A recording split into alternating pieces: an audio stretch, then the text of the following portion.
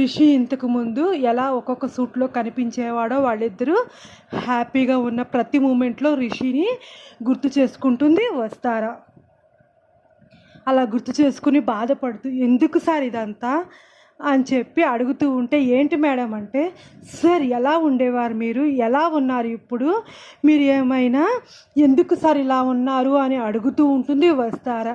ఇంకా వస్తారా మళ్ళీ రిషి గురించే మాట్లాడుతుంది అని టాపిక్ డైవర్ట్ చేయడానికి, ఏంటి మేడం మీరు పగటి కలలు కంటున్నారా, నేను ఎలా ఉండటం ఏంటి మేడం, నేను ఇలాగే ఉండేవాడిని అన్నట్లుగా రిషి టాపిక్ మార్చాలన్నట్లు చెప్తాడు. అది కాదు సార్ అంటే, ఏంటి మేడం కలలు కనకండి పగటి కలలు, మీ కలల్లో ఎలా ఉండేవారు రిషి సార్ అన్నట్లుగా వస్తారనే అడుగుతాడు రంగా.